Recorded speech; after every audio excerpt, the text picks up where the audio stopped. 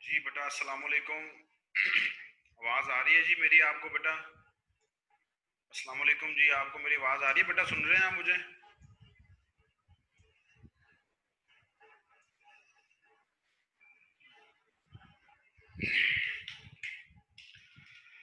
चलो जी, बहुत अच्छी बात है जी। अगर आप मुझे सुन पा रहे हैं तो आज हमारी दो क्लासेस हैं इंशाल्लाह ताला। दोनों क्लासेस को हम लोग कंडक्ट करेंगे। दोनों क्लासेस में हम लोग पढ़ते हैं, डिफरेंट बातें डिस्कस करते हैं। लास्ट लेक्चर में से बेटा कोई क्वेश्चन है तो पूछ लें, शाबाश। लास्ट लेक्चर में से किसी को कोई क्वेश्चन है तो शाबाश पूछ लें।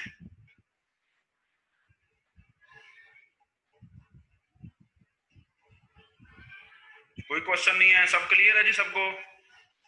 डीएससीपी के बारे में हमने डिस्कस किया था बेटा लास्ट लेक्चर में।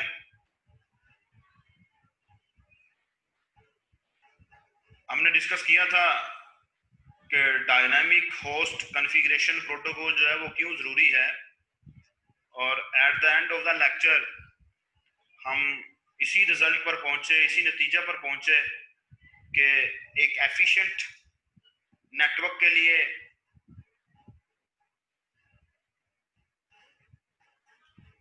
एक ओवरहेड से बचने के लिए बेटर यही है कि एक डीएससीपी प्रोटोकॉल को नेटवर्क के अंदर कॉन्फ़िगर कर लिया जाए, ताकि मैनुअली यूजर्स को, मैनुअली होस्ट को आईपी एड्रेसेस असाइन ना करने पड़े। क्योंकि अगर हम लोग मैनुअली आईपी एड्रेसेस असाइन करने लगते हैं अपने सिस्टम्स को, अपने डिफरेंट होस्ट को, तो ये बड़ा एक हमारे पास टाइम कंज्यूमिंग प्रोसेस है। एक हमारे पास कंप्लीट हेडेक की फॉर्म में हमारे पास ये चीज आती है कि हम लोग मैनुअली आईपी एड्रेस असाइन करें अपने होस्ट को। फिर हमने देखा जी कि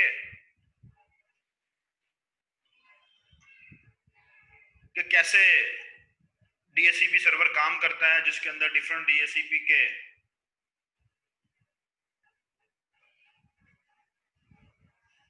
मैसेजेस हैं। क्लाइंट कैसे मैसेज सेंड करता है, सर्वर क्या रिस्पॉन्ड करता है, उसके अगेंस्ट आप लोगों के पास क्लाइंट जो है वो एक्सेप्ट करता है रिक्वेस्ट को, सर्वर की रिक्वेस्ट को, एंड सो ऑन। हमारे पास फर्दर आगे काम चलते जाते हैं, हम लोग उनकी बातें करते जाते हैं। आपको मैं एक स्क्रीन शेयर कर रहा हूं।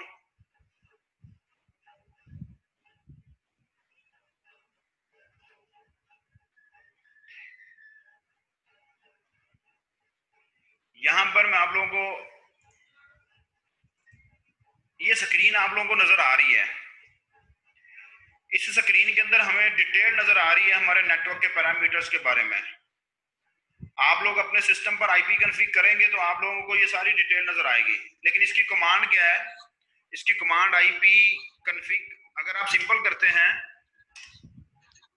अगर आप सिंपल आईपी कॉन्फ़िग करते हैं बेटा, तो हमारे पास सिर्फ ये इंफॉर्मेशन आती है, ये चार चीजें कि आपका आईपी एड्रेस क्या है, सबनेट मास्क क्या है, डिफॉल्ट गेटवे क्या है, आपका link local IP version 6 address क्या है, जो कि हमारे यूज में नहीं है, ये हमारा भी इसके साथ कंसर्न नहीं है। लेकिन अगर आप आईपी कॉन्फ़िग लिखते हैं, यहाँ पर आईपी कॉन्फ़िग लिख के आप साथ माइनस ऑल लिखते हैं या डैश ऑल बोल लें, एंटर करेंगे तो आप लोगों को ये डिटेल नजर आएगी, ये पूरी की पूरी डिटेल जो इस वक्त आप लोगों को नजर आ रही है। ठीक है, ये यहाँ से स्टार्ट हुई थी डिटेल, यहाँ मैंने स्टार्ट किया था तो यहाँ से मेरे पास जो है ये सारी डिटेल नजर आई। ये मेरे पास डिफरेंट कनेक्शंस हैं। डिफरेंट कनेक्शन के अंदर मेरे पास इथरनेट 2 है, वो यूज नहीं हो रहा इस वक्त। वायरलेस लैन अडाप्टर लोकल एरिया कनेक्शन 1 है, वो भी यूज नहीं हो रहा। मेरे पास ये वाला कनेक्शन यूज हो रहा है, वायरलेस लैन अडाप्टर वाईफाई 2। इसके अगेंस्ट जो पैरामीटर असाइन हुए हैं मुझे, वो सारे के सारे यहाँ पर नजर आ रहे हैं। इधर यहाँ देखें आप लोगों के पास, हम लोगों ने लीज के बारे में पढ़ा था डीएससीपी सर्वर के अंदर। ये देखें, ये लीज ऑब्टेन हमारे पास हमें नजर आ रहा है, और ये लीज एक्सपायर जो है ये भी हमें नजर आ रहा है। ये देखें डीएससीपी सर्वर, उसका आईपी एड्रेस भी हमें नजर आ रहा है 1.1। और अभी हम लोग जो पढ़ने जा रहे हैं दैट इज डीएनएस सर्वर, ये आप लोगों को नजर आ रहा है 192.168.1.1। तो पीटीसीएल वालों ने, क्योंकि मैं पीटीसीएल का नेट यूज कर रहा हूँ, मेरे पास पीटीसीएल का कनेक्शन है, दैट्स व्हाई पीटीसीएल वालों ने एक सिस्टम उसको 1.1 आईपी एड्रेस असाइन किया हुआ है, उसी के अंदर उन्होंने डीएचसीपी सर्वर कॉन्फ़िगर किया है, और उसी के अंदर उन्होंने डीएनएस सर्वर कॉन्फ़िगर किया हुआ है। ठीक है जी, फॉलो कर रहे हैं ना मेरी बात को? एक ही सिस्टम के अंदर हम लोग मल्टीपल सर्वर्स को कॉन्फ़िगर कर सकते हैं। ये जरूरी नहीं है कि एक ही सिस्टम के अंदर सिर्फ एक ही सर्वर बनना है, ऐसा नहीं है। हम लोग एक सिस्टम के अंदर मल्टीपल सर्वर्स कॉन्फ़िगर कर सकते हैं। मतलब कि एक ही सर्वर को हम लोग वेब सर्वर बना लें, उसी सर्वर को हम लोग फाइल सर्वर बना लें, क्योंकि ये सर्वर जो होता है दिस इज बेसिकली सर्विसेज जो कि सिस्टम ने प्रोवाइड करनी होती है क्लाइंट को। सो उन्होंने, आप लोग यहाँ देख रहे हैं कि हमारे पास जो है ये जो डीएचसीपी सर्वर है उसका आईपी एड्रेस भी यही है, जो डीएनएस सर्वर है उसका आईपी एड्रेस भी यही है, जो डिफॉल्ट गेटवे है उसका आईपी एड्रेस भी यही है। अब मैं जरा, हम लोगों ने उस दिन लास्ट टाइम देखा था, वापस जाने की जरूरत नहीं है। हमने वहां पर जहां पर आईपी एड्रेस असाइन करते हैं वहां पर हमने दो ऑप्शन देखे थे। एक ऑप्शन था आप लोगों के पास obtain an IP address automatically, और नीचे हमने देखा था कि ऑब्टेन डीएनएस सर्वर ऑटोमेटिकली। तो डीएनएस सर्वर जो है वो बेसिकली दो देने पड़ते हैं, एक प्रेफर्ड डीएनएस देना पड़ता है और एक अल्टरनेटिव डीएनएस देना पड़ता है। ठीक है जी, एक प्रेफर्ड डीएनएस देना पड़ता है और एक अल्टरनेटिव डीएनएस देना पड़ता है। तो दूसरा आप लोग यहाँ देख रहे हैं, ये मैक एड्रेस है मेरे वाईफाई कार्ड का जिसको मैं यूज कर रहा हूँ इस वक्त, ये आप लोगों के सामने नजर आ रहा है। डीएचसीपी इनेबल्ड है, यस है। ऑटो कॉन्फ़िगरेशन इनेबल्ड है, यस है। इसी डीएचसीपी इनेबल्ड होने की वजह से मेरे पास ये सारे पैरामीटर्स जो हैं वो मुझे असाइन हुए हैं जिनको मैं यूज कर रहा हूँ, ये सारे पैरामीटर जो आप लोग देख रहे हैं। ठीक है जी, होप सो आप लोगों को समझ आ गई। हम लोग नेक्स्ट मूव करते हैं। हम लोग जो पढ़ने जा रहे थे बेटा, हम लोग डीएनएस सर्वर पढ़ने जा रहे हैं। DNS server, domain name system भी बोलते हैं इसको, डोमेन नेम सर्वर भी बोलते हैं, डोमेन नेम सिस्टम भी बोलते हैं एंड डोमेन नेम सर्वर भी बोलते हैं। One of the most important service कह लें, one of the most important system कह लें, जो कि आपके इंटरनेट के लिए जरूरी है। अभी हम लोग आगे जाके इसको पढ़ेंगे, अभी हम लोग इसके बारे में डिस्कस करेंगे तो आपको समझ आएगी कि ये करता क्या है। One of the most important system, अगर आप लोग इंटरनेट के साथ कनेक्ट होना चाहते हैं, one of the most important service, अगर आप लोग इंटरनेट का कनेक्शन अवेल करना चाहते हैं, तो हमारे पास डोमेन नेम सर्वर बेटा होता क्या है? आप मुझे आंसर करें जी बेटा। सईद अक्सा, आवाज आ रही है बेटा अब आपको? जी अक्सा, आवाज आ रही है आपको?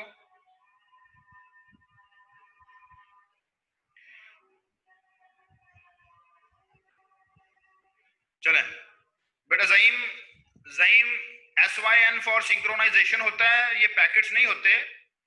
टीसीपी के अंदर, टीसीपी प्रोटोकॉल जब हम लोग पढ़ रहे थे वहां पर हमने देखा था कि SYN का एक फ्लैग है, 6 बिट्स होती है ना, 6 बिट्स, जिसमें हमारे पास FIN का एक फ्लैग होता है, जिसके अंदर SYN का फ्लैग होता है, AC का फ्लैग होता है, हमारे पास जो URG का फ्लैग होता है। तो SYN for synchronization and ACK for acknowledgement. ठीक है जी, SYN के आप लोगों के पास आपके डाटा को सिंक्रोनाइज किया जाए, कम्युनिकेशन को सिंक्रोनाइज किया जाए। सिंक्रोनाइजेशन से मुराद होता है कि सेंडिंग और रिसीविंग हमारे पास नॉर्मली सेम स्पीड पर की जाए ताकि डाटा लॉस ना हो, और ACK फॉर एक्नॉलेजमेंट होता है। क्लियर हो गया या नहीं कि ये जो पैकेट, ये जो आपका डाटाग्राम या सेगमेंट मूव कर रहा है, ये एक्नॉलेजमेंट है या इसके अंदर डाटा जा रहा है? चले, तो हम लोग डिस्कस कर रहे थे डीएनएस के बारे में। अब आपने मुझे बताना है कि without using N IP address क्या आप किसी सिस्टम को एक्सेस कर सकते हैं? आईपी एड्रेस के बगैर आप किसी सिस्टम को एक्सेस कर सकते हैं या नहीं कर सकते हैं?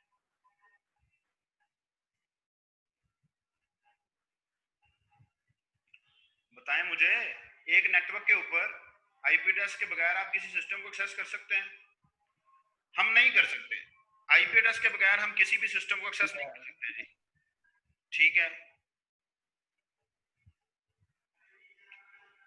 लेकिन हम लोग www.yahoo.com लिखते हैं और याहू की वेबसाइट आपके पास ओपन हो जाती है।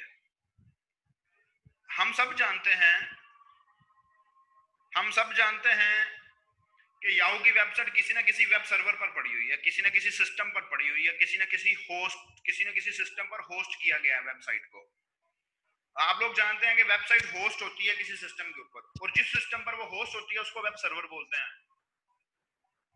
तो बेटा अब इसका मतलब है कि जब हम लोग yahoo.com लिखते हैं तो हमारी याहू की रिक्वेस्ट जो है वो किसी सर्वर पर जाती है, किसी सिस्टम तक पहुंचती है, उस सिस्टम तक पहुंचती है जहां पर याहू की वेबसाइट होस्टेड है। वो सिस्टम इन रिस्पॉन्स हमें yahoo.com ओपन करके देता है।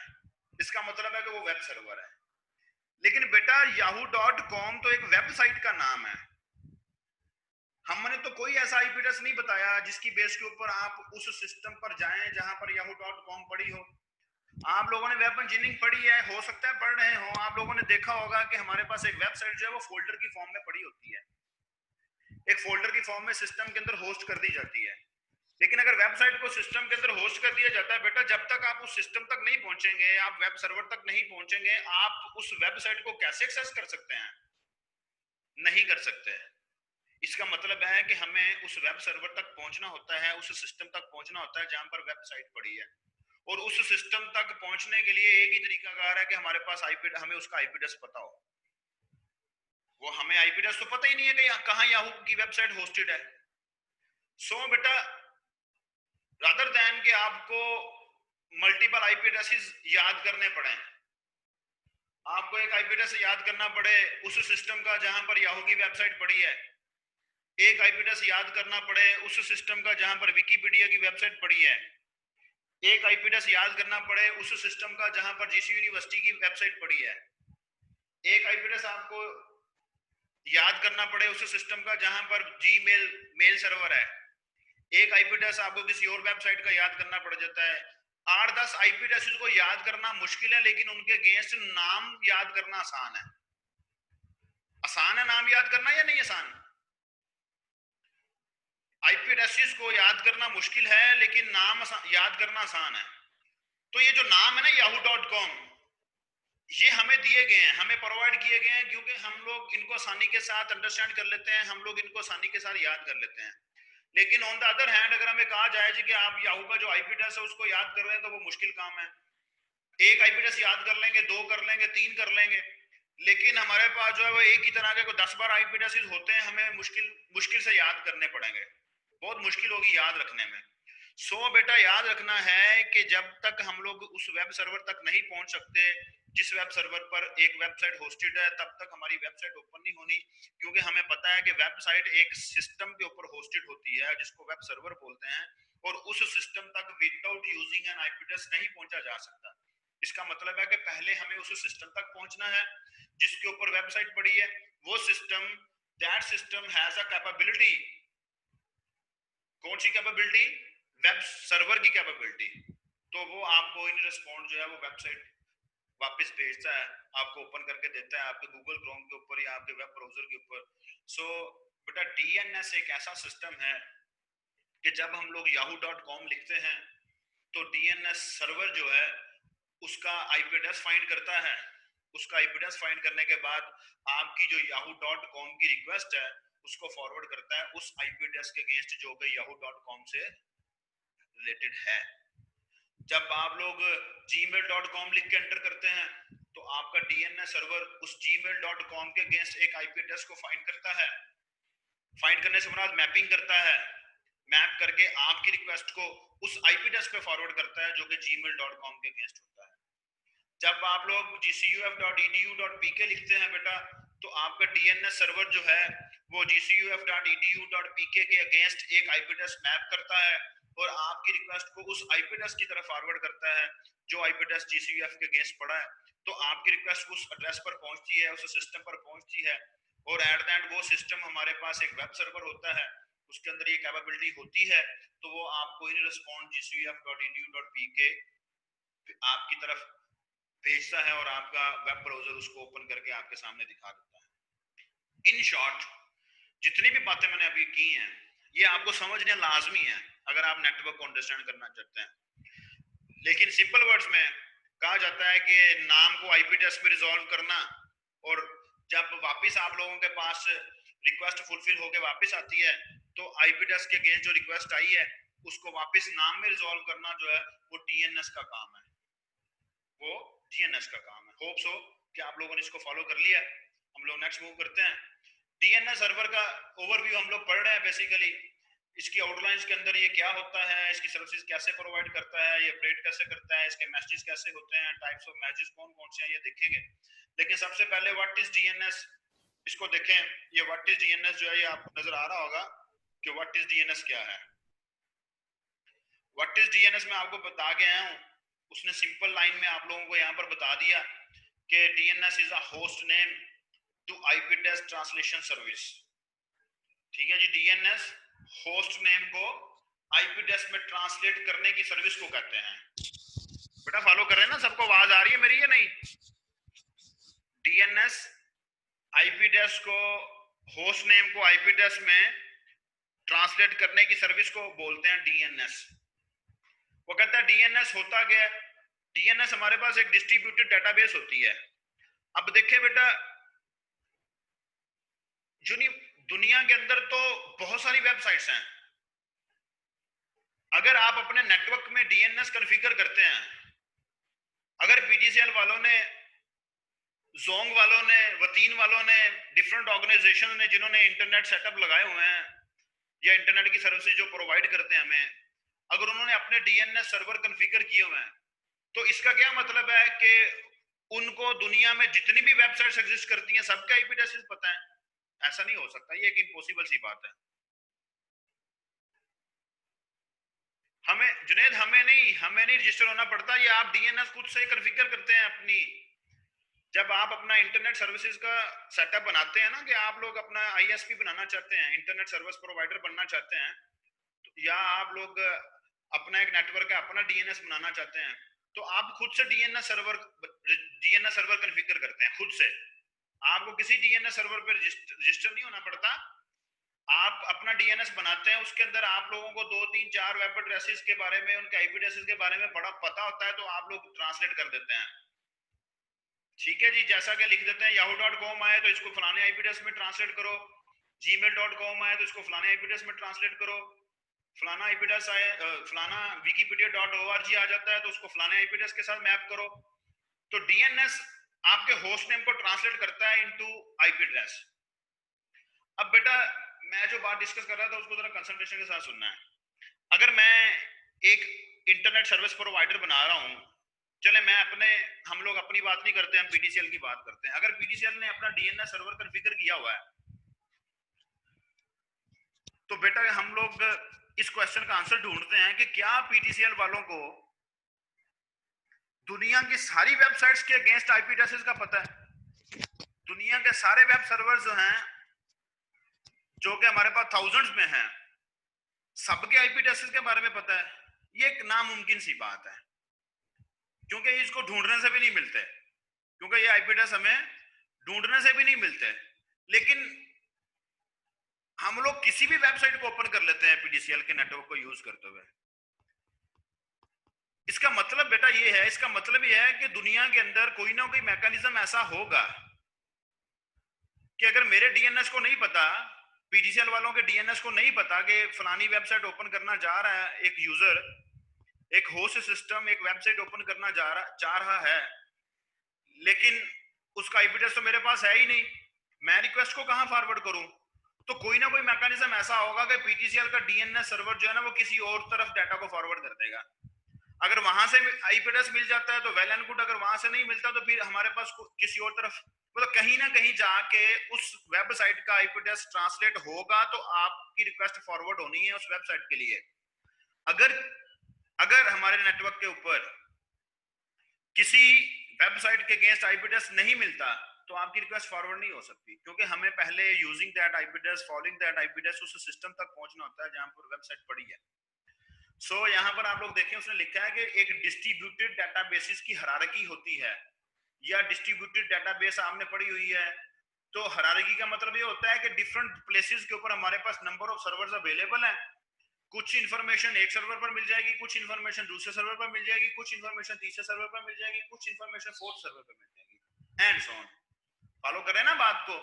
तो हायरार्की ऑफ नेम्ड सर्वर्स मतलब दुनिया के अंदर जब हम लोग इंटरनेट का पार्ट बन जाते हैं ना, तो हम लोग कहते हैं हम लोग एक वर्ल्ड वाइड नेटवर्क का पार्ट बन गया। और जब हम लोग वर्ल्ड वाइड नेटवर्क का पार्ट बनते हैं तो वहां पर हमारे पास नंबर ऑफ नेम सर्वर्स हो सकते हैं, और एक सर्वर के ऊपर कुछ इन्फॉर्मेशन है, दूसरे सर्वर के ऊपर कुछ इन्फॉर्मेशन है, तीसरे सर्वर के ऊपर कुछ इन्फॉर्मेशन है, एंड सो ऑन। तो फिर जब हमारे पास आप लोग रिक्वेस्ट सेंड करते हैं, yahoo.com लिख के एंटर करते हैं, तो yahoo.com से रिलेटेड आईपी एड्रेस जो है वो मैप होता है, yahoo.com को ट्रांसलेट किया जाता है इनटू आईपी एड्रेस। तो उसके अगेंस्ट हमारे पास किस तरह के मैसेज जो है वो एक्सचेंज हो रहे हैं, या वो कम्युनिकेशन कैसे होती है क्लाइंट से सर्वर की तरफ, सर्वर से क्लाइंट की तरफ, उस कम्युनिकेशन के बारे में भी आगे जाके हम लोग देखते हैं। नेक्स्ट मूव करते हैं जी, डीएनएस जरूरी क्यों है। सबसे पहला पॉइंट जरा देखें उसने क्या लिखा हुआ है। उसने लिखा हुआ it is easier to remember a host name than it is to remember an IP address. ये बात मैं आपको शुरू में बता आया हूं कि हमारे लिए एक नाम को याद करना आसान है रादर दैन कि हम लोग एक आईपी एड्रेस को याद रखें। ठीक है, आप लोग कोई फाइल डाउनलोड कर रहे हैं, आप लोग कोई वेबसाइट ओपन कर रहे हैं, आप लोग कोई ईमेल सेंड और रिसीव कर रहे हैं, तो आप लोगों को जरूरी है कि एक डेस्टिनेशन का नंबर आपको पता होना चाहिए। ठीक है, तो जब डेस्टिनेशन का नंबर आपको पता होगा तो फिर ही हमारी रिक्वेस्ट जो है वो फलाने एड्रेस के ऊपर फॉरवर्ड होगी, अदरवाइज फॉरवर्ड नहीं होगी। ये मैंने जो बात की है फाइल डाउनलोडिंग की, वो मैंने बात की है एफटीपी की वजह से। और अगर मैंने बात की है वेबसाइट की, तो एचटीटीपी प्रोटोकॉल जो है, हाइपर टेक्स्ट ट्रांसफर प्रोटोकॉल, ये वेबसाइट्स को ओपन करने के लिए या हाइपर टेक्स्ट को हमारे वेब ब्राउजर के ऊपर ओपन करने के लिए यूज होता है। और ईमेल हमारे पास, आप लोग जानते हैं ईमेल क्या होती है। तो आप लोग किसी भी तरह के सर्वर को एक्सेस कर रहे हैं ना बेटा, किसी भी तरह के सिस्टम को एक्सेस कर रहे हैं, डीएनएस जरूर इन्वॉल्व है।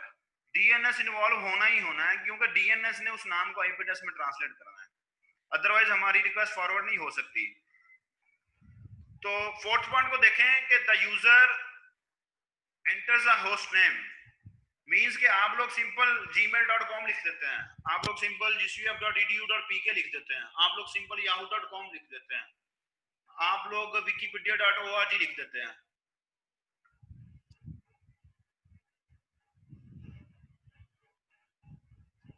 तो मींस अगर आप लोग नाम लिख देते हैं तो आपका वो जो नाम आपने लिखा है ब्राउजर में gmail.com, gcf.edu.pk, तो इसको किसने कन्वर्ट करना है इनटू आईपी एड्रेस, वो आपके डीएनएस ने करना है।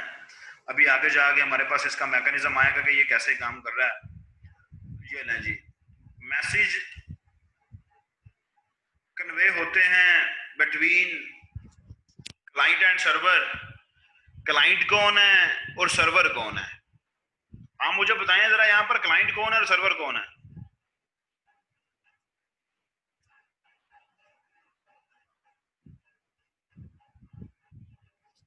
अस्सलाम वालेकुम सर, क्लाइंट वो है जो रिक्वेस्ट कर रहा है, सर्वर वो है जिसपे वेबसाइट होस्ट है जिसको रिक्वेस्ट जा रही है। जी, और कोई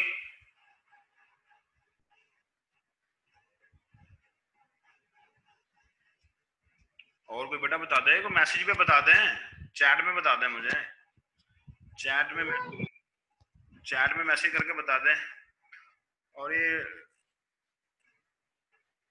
चले डीएनएस को कहते हैं जी, डीएनएस हमारे पास काम करता है क्लाइंट और सर्वर के दरमियान मैसेजेस को एक्सचेंज करता है।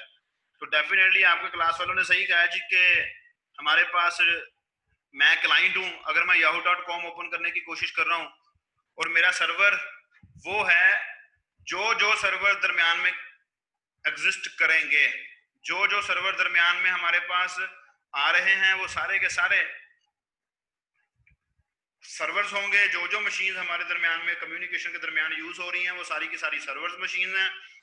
और उन दोनों के दरमियान में, क्लाइंट और सर्वर मशीन के दरमियान में हमारे पास जो डीएनएस है वो मैसेज को एक्सचेंज करेगा, ताकि आपके होस्ट नेम को ट्रांसलेट किया जा सके आईपी एड्रेस के अंदर। फिर वो यहाँ देखें कि वो क्या लिख रहा है, वो लिख रहा है client application will pass the destination host name to the DNS process. Destination host name कौन सा है जी? डेस्टिनेशन होस्ट नेम yahoo.com है। डेस्टिनेशन होस्ट नेम कौन सा है? yahoo.com। yahoo.com का बेसिकली हमें आईपी एड्रेस चाहिए ना, yahoo.com का आईपी एड्रेस चाहिए ना। अगर हम लोग gcuf.edu.pk ओपन करते हैं तो हमें gcuf.edu.pk का आईपी एड्रेस चाहिए। तो वो कह रहा है कि जो क्लाइंट की एप्लीकेशन है या क्लाइंट साइड से हमारे पास जो रिक्वेस्ट फॉरवर्ड होनी है वो डीएनएस प्रोसेस के लिए फॉरवर्ड हो जानी है। और डीएनएस प्रोसेस के लिए क्या फॉरवर्ड होना है? Host name. होस्ट नेम कौन सा? yahoo.com या gcuf.edu.pk या wikipedia.org। तो ये होस्ट नेम फॉरवर्ड होंगे किसके लिए? आईपी एड्रेस को गेट करने के लिए। फिर उसके बाद जब ये रिक्वेस्ट फॉरवर्ड हो जाती है ना बेटा डीएनएस प्रोसेस के लिए, हमारे डीएनएस सर्वर को, आप इन सिंपल कह लें डीएनएस सर्वर को, तो फिर उसके बाद आपका जो क्लाइंट है ना वो वेट करता है कि मुझे किस तरह की आईपी एड्रेस जो है मुझे मिलता है और किस तरह के आईपी एड्रेस को हम लोगों ने मूव करना है। अब इस स्लाइड को देखने से पहले बेटा दुनिया के अंदर तकरीबन 13 ऑर्गेनाइजेशन है world wide. 13 world wide organisations हैं जो कि पूरी दुनिया के नेम्स और आईपी एड्रेसेस के बारे में जानती हैं, जो कि पूरी दुनिया के अंदर जितने भी वेब एड्रेसेस हैं, जितने भी मेल सर्वर्स हैं, जितने भी फाइल सर्वर्स हैं, उन सब के बारे में अगर हमारे पास आईपी एड्रेसेस की इंफॉर्मेशन है तो दुनिया के अंदर ये 13 ऑर्गेनाइजेशंस हैं। ये वाली जो कि आपको नजर आ रही हैं, ये जिनके ऊपर अभी मैं माउस को मूव कर रहा हूँ, ये 13 ऑर्गेनाइजेशंस ऐसी हैं वर्ल्ड वाइड जो कि हमारे पास पूरी दुनिया के अंदर जितनी भी वेबसाइट्स हैं, वेब सर्वर्स कह लें, जितने मेल सर्वर्स हैं, जितने आप लोगों के पास फाइल सर्वर्स हैं, जितने गेमिंग सर्वर्स हैं, उन सब के बारे में जितनी भी इंफॉर्मेशन है आप लोगों के पास इन 13 सर्वर से, इन 13 नेम सर्वर से, जिसको हम लोग नेम सर्वर कहते हैं या डीएनएस बोलते हैं, उनके बारे में हमारे पास इंफॉर्मेशन इन 13 ऑर्गेनाइजेशंस कह लें या 13 नेम सर्वर्स कह लें, इनके पास से हमें मिल सकती है। इसको हम लोग बाद में देखते हैं, वापस ऊपर चलते हैं अपने काम की तरफ। ये देखें जी, अब होता क्या है? होता यह है कि मेरा जो डीएनएस सर्वर है, जो पीजीसीएल का डीएनएस सर्वर है, उसको नहीं पता कि क्लाइंट ने जिस वेबसाइट के लिए मुझे बोला है उसका आईपी एड्रेस क्या है। तो आपका डीएनएस सर्वर क्या करता है? आपका डीएनएस सर्वर इस रूट डीएनएस सर्वर की तरफ रिक्वेस्ट फॉरवर्ड करता है। और ये रूट डीएनएस सर्वर ऐसा सर्वर है जो कि इंटरनेट के ऊपर एग्जिस्ट करता है, रूट डीएनएस सर्वर। अब रूट डीएनएस सर्वर के आगे जो हायरार्की है हमारी डेटाबेस की, कि .com के डीएनएस सर्वर ये पड़े हैं, .org के डीएनएस सर्वर्स ये पड़े हैं, और .edu के डीएनएस सर्वर्स ये पड़े हैं। कि उसके बाद फिर जब आप लोगों के पास हम लोग yahoo.com लिखते हैं तो yahoo.com के डीएनएस सर्वर यहाँ है, तो यहाँ से रिक्वेस्ट यहाँ आ जाएगी और यहाँ से हमें yahoo.com के रिलेटेड आईपी एड्रेस मिल जाएगा, जिधर मैं इस वक्त माउस मूव कर रहा हूँ। अगर आप Amazon के लिए कर रहे हैं तो Amazon के लिए यहाँ से मिल जाएगा। अब नीचे जो उसने एग्जांपल दी हुई है जिसको मैं देख रहा हूँ, उसने amazon.com के लिए दी हुई है। वो जो एग्जांपल हमें दी गई है दैट इज कि आप लोग आईपी एड्रेस लेना चाहते हैं amazon.com के लिए। तो इस प्रोसेस को जरा पढ़ें, वो नीचे देख रहा है, वो नीचे उसने लिखा हुआ है। वो कह रहा है जी कि क्लाइंट ने एक क्यूरी की। क्यूरी का मतलब क्वेश्चन होता है ना, क्योंकि आपने फाइंड आउट करना है आईपी एड्रेस को। रूट सर्वर की तरफ उसने क्यूरी सेंड की है कि मुझे .com का डीएनएस सर्वर फाइंड आउट करके दो। रूट सर्वर उसकी रिक्वेस्ट को फॉरवर्ड कर देता है, किस तरफ फॉरवर्ड कर देता है? इधर .com के डीएनएस सर्वर की तरफ। फिर क्लाइंट जो है ना वो रिक्वेस्ट करता है या क्यूरी करता है डीएनएस सर्वर को कि मुझे amazon.com का आईपी एड्रेस दो। वो amazon.com के आईपी एड्रेसेस के लिए ये जो .com के डीएनएस सर्वर है रिक्वेस्ट को यहाँ फॉरवर्ड कर देते हैं, ये इंफॉर्मेशन दे देते हैं क्लाइंट को। फिर क्लाइंट क्यूरी सेंड करता है amazon.com के डीएनएस सर्वर को कि भाई मुझे www.amazon.com जो वेबसाइट है इसका मुझे आईपी एड्रेस तो ये जो amazon.com का आपके पास सर्वर है जिसको हम लोग अथॉरिटेटिव सर्वर भी बोलते हैं, आगे जाके इसके बारे में डिस्कस करते हैं अथॉरिटेटिव सर्वर के बारे में। तो ये जो हमारे पास सर्वर है ये आईपी एड्रेस को वापस भेजेगा क्लाइंट की तरफ और फिर हमारी जो रिक्वेस्ट है Amazon www.amazon.com के लिए वो फॉरवर्ड की जाएगी उस आईपी एड्रेस के अगेंस्ट जो कि www.amazon.com के लिए हमें मिला। होप्स हो कि आपने फॉलो कर लिया। क्वेश्चन सर वो क्वेश्चन, हाँ जी सर अगर हम सिर्फ नाम लिखते हैं non.com नाम.pk कुछ भी नहीं लिखते सर, फिर भी वो हमें फॉरवर्ड कर देता है उस तरफ, वो सर बेटा वो कैसे फिर करें? वो आपका ब्राउजर इतना, आपका ब्राउजर जो है आप सिंपल याहू लिख देते हैं ना, yahoo.com लिख देते हैं, www नहीं लिखते साथ, ठीक है जी। तो वो आपको प्रॉपर www तरफ ले जाता है क्योंकि ब्राउजर के ऊपर आप लोग वर्ल्ड वाइड वेब के रिलेटेड ही काम कर रहे होते हैं, आप किसी ना किसी सर मैं .com की बात कर रहा हूँ आगे। हाँ जी अगर वो आप .com ना लिखे हैं। अच्छा अगर आप लोग अपने वेब ब्राउजर के ऊपर जैसा कि अभी हम लोग चेक कर लेते हैं कि जब आप लोग अपने वेब ब्राउजर के ऊपर सिर्फ एक मिनट ठहरें जरा, मैं अभी आपको बताता हूँ, होल्ड करें।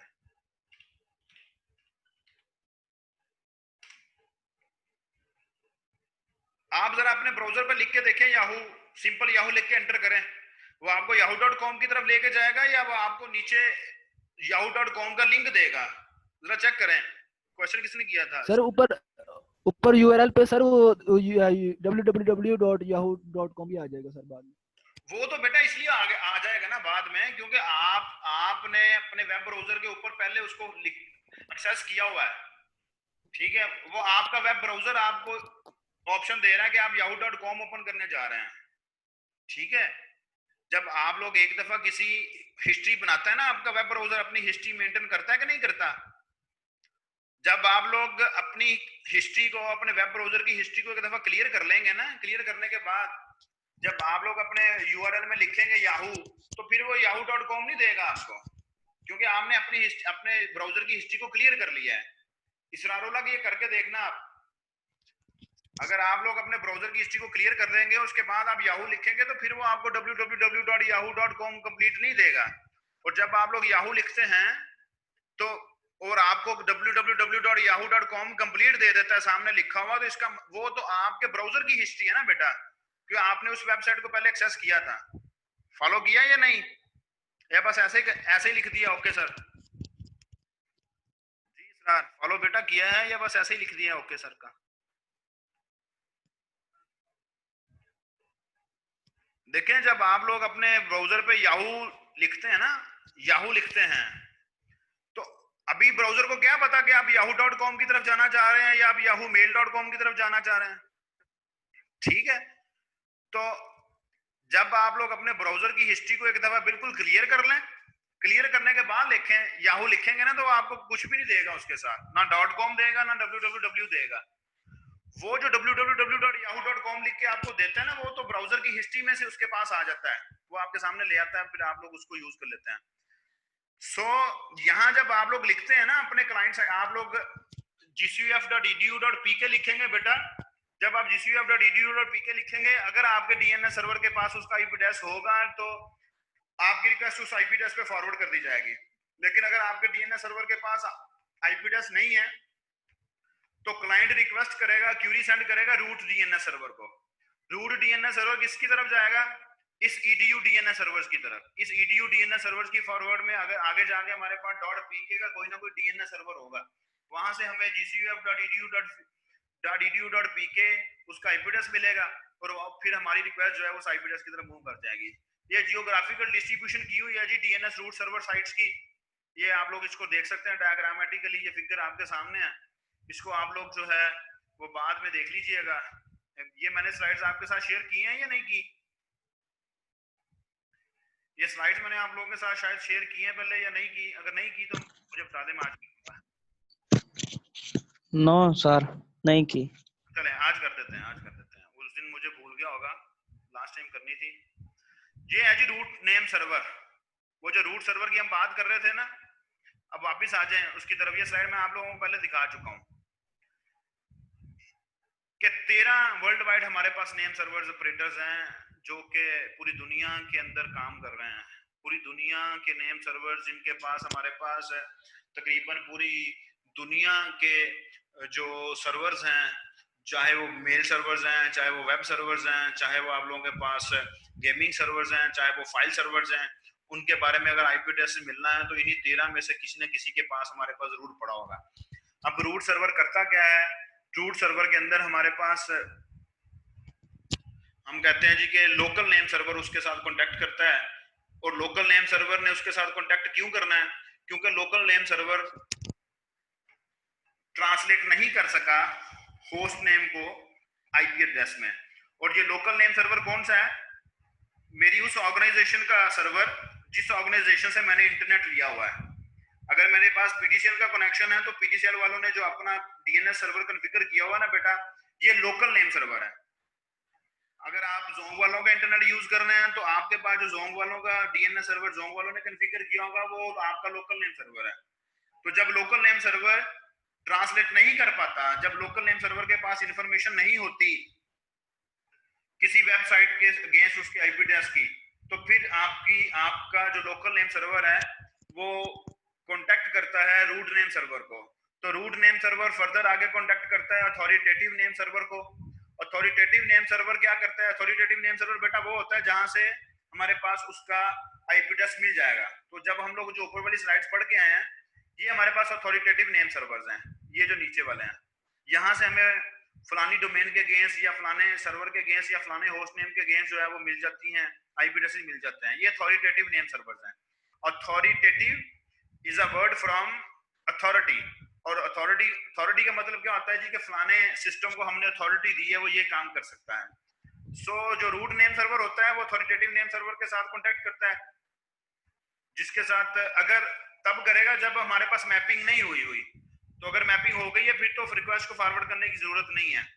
फिर हमारे पास क्या होता है जी, वहां से हमें गेट्स मैपिंग का मतलब यह है कि वहां से उस होस्ट नेम का या उस वेबसाइट का आईपी एड्रेस मिल जाता है।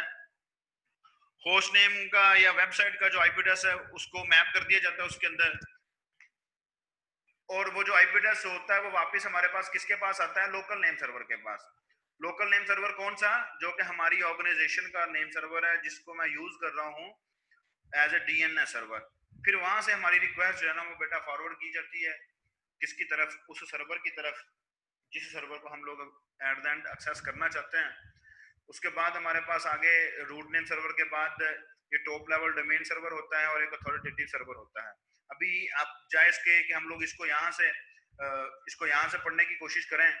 हम लोग जो है ये लोकल नेम सर्वर के बारे में हम लोगों ने भी डिस्कस किया है। आप अगर इसके बारे में पढ़ना चाहते हैं तो पढ़ लें, अदरवाइज ये मैं चाहता हूं कि हम लोग डायग्राम की तरफ जाएं, डायग्राम से हम लोग इसको समझ लें।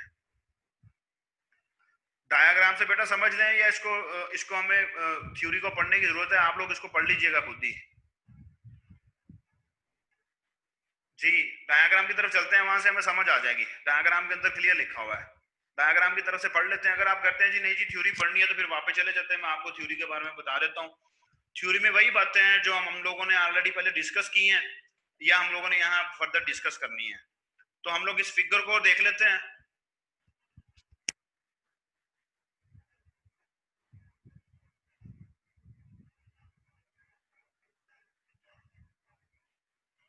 ये जो सिस्टम है ना बेटा, ये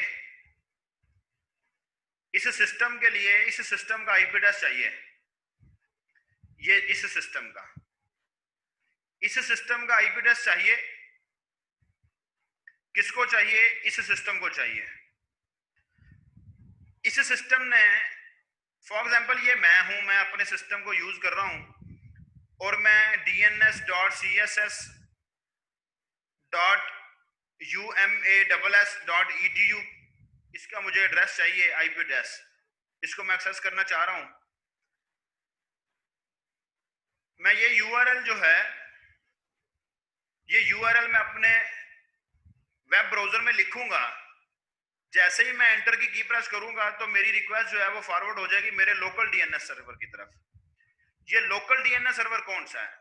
ये लोकल डीएनएस सर्वर वो जो कि पीजीसीएल का डीएनएस सर्वर है, जिसका एड्रेस आपको 192.168.1.1 शो हो रहा था। इस डायग्राम को हम नेक्स्ट क्लास में स्टार्ट करते हैं, क्योंकि 1 मिनट से कम हमारे पास टाइम रह गया है। कोई क्वेश्चन है जल्दी से पूछ लें।